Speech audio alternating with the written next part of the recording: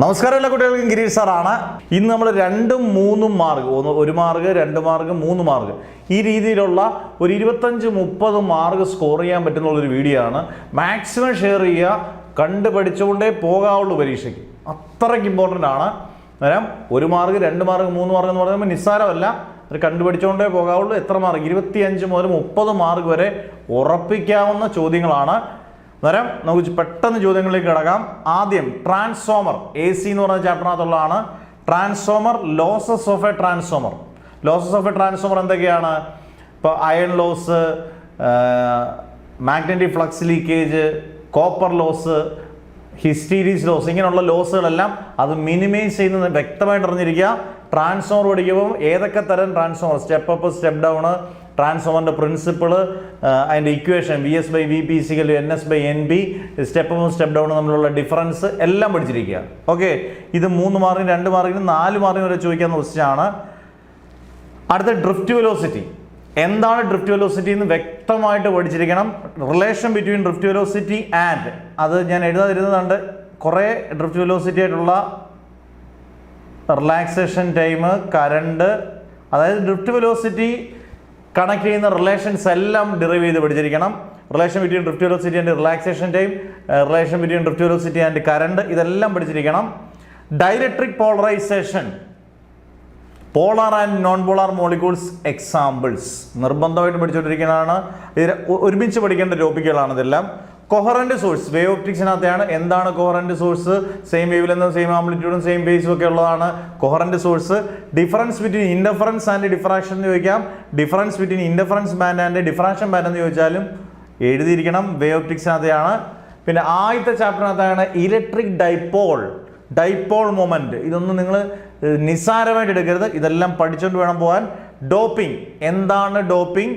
Forward biasing, reverse biasing, അതിൻ്റെ properties. അതിനോടൊപ്പം നിങ്ങൾ സെമി കണ്ടക്ടർ, അതിൻ്റെ പ്രോപ്പർട്ടീസൂടെ പഠിച്ചുകൊണ്ട് പോവുക. ഓക്കെ, നന്നായിട്ട് ഇത് നോക്കിക്കൊണ്ട് വേണം പോകാൻ. റേഡിയോ ആക്ടിവിറ്റി എന്താണെന്നും പ്രാക്ടിക്കൽ യൂണിറ്റ്സ് സിലബസിലുണ്ടോ ഇല്ലയോ നോക്കണം. നിങ്ങൾ പഠിച്ചോളുക. പ്രാക്ടിക്കൽ യൂണിറ്റ്സ് ക്യൂറിയും റുദർഫോർഡും ആണ്. നന്നായിട്ട് പഠിക്കുക. അതിൻ്റെ കൂട്ടത്തിൽ നിങ്ങൾ half life period T12 = 0.693/λ. Lambda എന്ന് പറഞ്ഞ വേവ് ലെങ്ത് അല്ല, ഡികെ കോൺസ്റ്റന്റ് ആണ്. മാസ് ഡിഫക്റ്റ്, ബൈൻഡിങ് എനർജി, ഇതുമായിട്ടുള്ള ബന്ധപ്പെട്ട ഇക്വേഷൻ, ഗ്രാഫുകൾ, അയണൈസേഷൻ എനർജി, അതുപോലെ മോഡലിന് ചോദിച്ച energy levels of hydrogen atom, ionisation എനർജിക്കുള്ള ഇക്വേഷൻ പഠിച്ചോണം. Methods of electron emission, thermionic emission, field emission, photo electric emission, secondary emission, ഇത് വളരെ കാര്യമായിട്ട് പഠിക്കേണ്ട ഒരു ക്വസ്റ്റ്യൻ ആണ്. ഡ്യുവൽ നേച്ചറിനകത്തെയാണ്. ഗ്രാഫ്സ്, ഡ്യുവൽ നേച്ചറിനകത്ത് തന്നെ കട്ട് ഓഫ് പൊട്ടൻഷ്യലും ത്രഷോൾഡ് ഫ്രീക്വൻസി, എന്താണ് ത്രഷോൾഡ് ഫ്രീക്വൻസി എന്ന് മാത്രം ചോദിക്കാം. Cut off potential, saturation current, ഇങ്ങനെയുള്ള കാര്യങ്ങൾ വ്യക്തമായിട്ട് പഠിക്കുക. Conversion of galvanometer into ammeter, conversion of galvanometer into volt meter, very very important short question. അതിൻ്റെ പ്രോബ്ലംസും വളരെ വ്യക്തമായിട്ടും വൃത്തിയായിട്ടും പഠിക്കുക. ഗോസസ് തിയറി ഇൻ മാഗ്നറ്റിസം, സാധാരണ ഗോസ് തിയറി എന്ന് വെച്ചാൽ ഗോസ് തിയറി ആദ്യത്തെ ചാപ്റ്ററിനകത്ത് പഠിക്കുക. ഗോസ് തിയറി ഇൻ മാഗ്നറ്റിസം എന്ന് വെച്ചാൽ ക്ലോസ്ഡ് സർഫസ് ഇൻറ്റൽ B.ds = 0. ആ ഒറ്റ സ്റ്റേറ്റ്മെൻറ്റും ആ ഇക്വേഷനും എഴുതി നിർത്തണം. നന്നായിട്ട് പഠിച്ചുകൊണ്ട് പോകണം Gauss theory in magnetism. Ferromagnetic, diamagnetic, paramagnetic substance example properties, ഇതിനകത്തെയാണ് magnetism. Ferromagnetic, diamagnetic, paramagnetic substance properties. Diagram ഉണ്ടെങ്കിൽ ഡയഗ്രാം പഠിക്കുക. ഡയഗ്രാം ഉണ്ട്, പഠിക്കണം. പ്രോപ്പർട്ടീസും എക്സാമ്പിൾസും. ഓക്കെ, ഓംസ് ലോ പഠിക്കുമ്പോൾ നിങ്ങൾ തീർത്തും പഠിക്കുക. ഓംസ് ലോ എന്താണ്? യൂണിറ്റ് ഓഫ് റെസിസ്റ്റൻസ് എന്ന് പറയുന്നത് ഓമാണ്. എല്ലാത്തിൻ്റെ യൂണിറ്റ്, റെസിസ്റ്റിവിറ്റി, കണ്ടക്ടിവിറ്റി, കണ്ടക്ടൻസിൻ്റെ എല്ലാം യൂണിറ്റ് പഠിക്കുക. റെസിസ്റ്റിവിറ്റി എന്താണെന്ന് പഠിക്കുക. ഓംസ് ലോയുടെ ഗ്രാഫ് റെസിസ്റ്റിവിറ്റിയുടെ വെച്ച് സെമി കണ്ടക്ടർ പരീക്ഷയ്ക്ക് മോഡലിന് ചോദിച്ചാണ്.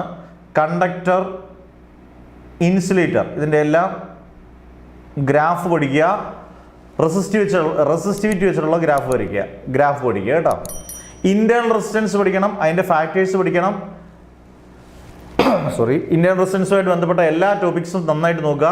എനർജി ബാൻഡ്സ് ഇൻ സോളിഡ്സ് എന്ന് പറഞ്ഞാൽ വാലൻസ് ബാൻഡും കണ്ടക്ഷൻ ബാൻഡും പിന്നെ ഫോർബിഡൻ എനർജി ഗ്യാപ്പും, അത് കണ്ടക്ടേഴ്സും സെമി കണ്ടക്ടേഴ്സിനും ഇൻസുലേറ്റേഴ്സിന് എങ്ങനെയാണെന്ന് വ്യക്തമായിട്ട് പഠിക്കുക. Magnetic Lorentz force F = BQV sin θ, അതിനെ വെക്ടർ ഫോമിൽ പഠിക്കുക. അതല്ല ലോറൻസ് ഫോഴ്സ്, രണ്ടാണെന്ന് ഓർക്കുക.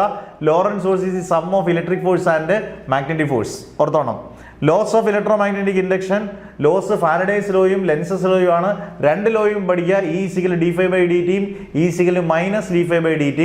ഓർക്കുക, അതും Lenz's law in accordance with law of conservation of energy എന്ന് പറഞ്ഞാൽ mechanical energy is converted into electrical energy. Self inductance of A solenoid, അതിൻ്റെ കൂട്ടത്തിൽ നിങ്ങൾ മോഷണൽ EMF കൂടെ പഠിക്കുക. ചെറിയ ഡെറിവേഷൻ ആണ് ഇലക്ട്രോമാഗ്നറ്റിക് ഇൻഡക്ഷനകത്ത്. Energy stored in a inductor, U = ½ എന്ന് പറയുന്ന ഇക്വേഷൻ ആണ്. പിന്നെ ക്രിറ്റിക്കൽ ആംഗിൾ പടം വരച്ച് പഠിക്കാനുള്ളതാണ്. ക്രിറ്റിക്കൽ ആംഗിൾ ടോട്ടൽ TIR എന്ന് പറഞ്ഞാൽ ടോട്ടലിനാണ് റിഫ്ലക്ഷൻ. രണ്ടിനെയും പടം വരച്ച് പഠിക്കുക. കണ്ടീഷൻസ് ഫോർ ടോട്ടലിനാണ് റിഫ്ലക്ഷൻ പഠിക്കുക. Power of a lens magnification, power of a lens magnification. Power of a lens measure ചെയ്യുന്നത് ഡയോപ്റ്ററിലാണ്. Two thin lenses in contact, ഡയോപ്റ്റിക്സിനകത്തെയാണ് ഇതെല്ലാം. Einstein's photo electric equation dual നേച്ചറിനകത്ത് വളരെ ഇമ്പോർട്ടൻറ്റ് ഷോർട്ട് ക്വസ്റ്റ്യൻ ആണ്. Electromagnetic വേവ്സിനകത്ത് ഇലക്ട്രോമാഗ്നറ്റിക് വേവ്സ് 7 എണ്ണവും അതിൻ്റെ യൂസസും അതിൻ്റെ പ്രൊഡക്ഷനും നിർബന്ധമായിട്ട് പഠിക്കുക. ഡിസ്പ്ലേസ്മെൻറ്റ് കറണ്ട് പ്രോപ്പർട്ടീസ് അതുപോലെ നിങ്ങൾ പഠിക്കേണ്ടതാണ്. ഒരു ക്വസ്റ്റ്യൻ കൂടെ, റുദർഫോർഡ് ആറ്റം മോഡൽ. ഇത് പലപ്പോഴും നമ്മൾ വിട്ടുപോയിട്ടുണ്ട്. നമ്മൾ ഇത് നിർബന്ധമായിട്ട് നിങ്ങൾ ഷെയർ ചെയ്ത് പഠിക്കുക. Rutherford atom model, Bohr atom model, അതിൻ്റെ 3 പോസ്റ്റുലേറ്റ്സ് ഉണ്ട്. അതിനകത്ത് സെക്കൻഡ് പോസ്റ്റുലേറ്റ് വെച്ച് ഡി ബ്രോഗ്ലി, നമ്മുടെ നോട്ടിനകത്ത് ഇതെല്ലാം സിമ്പിളായിട്ടുണ്ട്. ഡി ബ്രോഗ്ലി വേവ്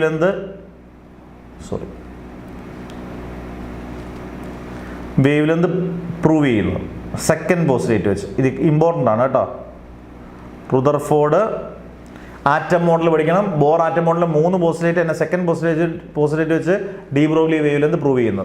നല്ല വ്യക്തമായിട്ട് പഠിക്കണം. നിങ്ങൾക്ക് വേണ്ട എല്ലാ വീഡിയോസും കിട്ടും. ഈ വീഡിയോസ് നന്നായിട്ട് പഠിക്കുക, നല്ലതുപോലെ കഷ്ടപ്പെടുക. കഷ്ടപ്പെടുന്നതിന് ലിമിറ്റ് വെക്കരുത്. ഇത്ര മണിക്കൂർ നമ്മൾ പഠിക്കുന്നവരെ കഷ്ടപ്പെടുക കേട്ടോ. നല്ല മാർക്ക് കിട്ടട്ടെ എന്ന് പ്രാർത്ഥിച്ചുകൊണ്ട് അടുത്ത വീഡിയോ ആയിട്ട് മാഷ് പെട്ടെന്ന് എത്തും. Never ever give up.